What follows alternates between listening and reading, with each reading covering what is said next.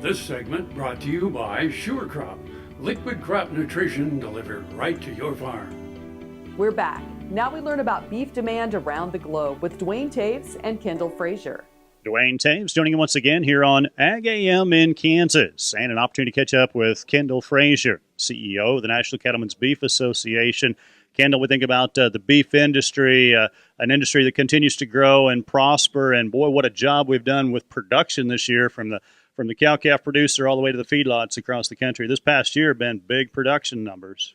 We have record all-time supplies of beef, record all-time supplies of competitive proteins. That would be pork and poultry. Despite that, demand domestically for U.S. beef and internationally for U.S. beef is very strong. And our price levels this year in our industry are much higher than I think anyone ever anticipated. And that's a result of strong demand.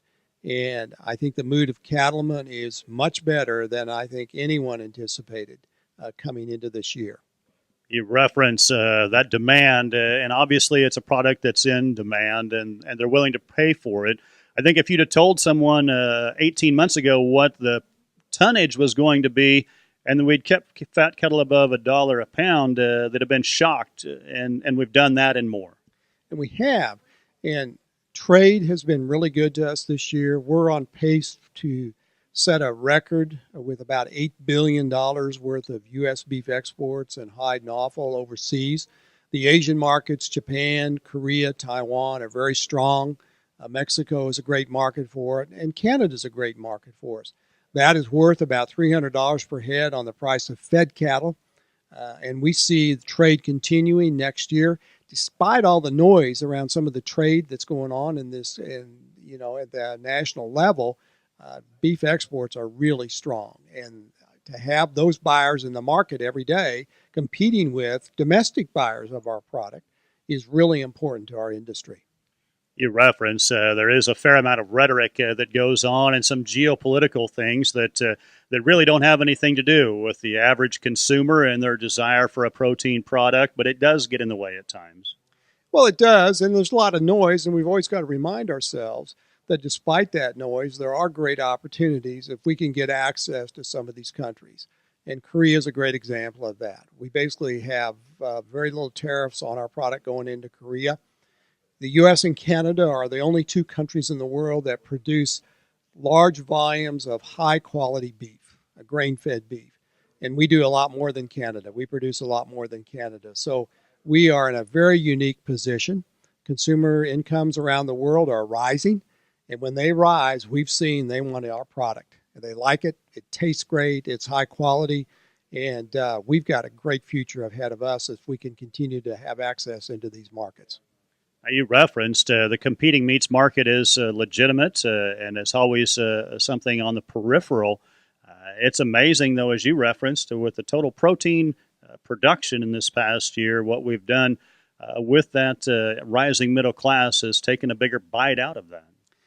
It is, and we're moving these record supplies through the U.S. economy and around the world, and it is pretty amazing that demand is held up, but consumers like our product.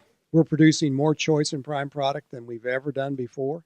We've almost doubled the percent of beef that's choice and prime now, grading choice and prime. So we've got a high-quality product out there. They believe it's safe. They believe that it's nutritious and good for you. It's a nutrient-dense product. So some of those demand drivers are moving in the right direction for U.S. beef, and it's a pretty positive story right now. Kendall, can you talk briefly about a new thing to the marketplace would be some form of synthetic or a produced product outside of the normal channels? Where do we see that moving, and is it really a competitor to the great product that we already produce? Well, we're not afraid of those products, but we do want them to be regulated correctly. As you know, our production is regulated through the Federal Meat Inspection Act. And we believe that USDA is the right place to regulate these products. All you have to do is go into a supermarket and look at the dairy section of a supermarket, and specifically milk, to see what's happened when the Food and Drug Administration has regulated the labels and how those products are marketed. We want USDA to do that. We believe USDA has the expertise. We want a level playing field, and USDA has the expertise regarding labeling. So that's what we're working on in Washington, D.C. on these fake meat products, and we want them regulated correctly by USDA. Our thanks to Kendall Frazier, CEO, National Cattlemen's Beef Association, joining us here on Ag AM in Kansas. Jamie, we'll send it back to you.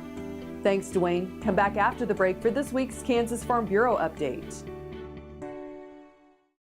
Earlier in my life, I rode bucking horses and rodeos, and my shoulders took such a beating, and that was probably the reason for having several previous surgeries on both shoulders. About a year ago, I decided that I didn't want to have another surgery, and so I contacted Kansas Regenerative Medicine, took their treatment process. It was relatively pain-free. Now, after 8 months, my shoulders have healed to the point where I think I'm probably 90 to 95% of normal. It takes a couple of months to start to see results and feel real progress. That continued to increase gradually until now at approximately 8 months. And I'm extremely pleased. I've got full range of motion. I can lift weights, I can throw, I can do a lot of things that I couldn't do without a lot of pain previously. So I'm tickled to death with the results, and I'd recommend this process to anyone.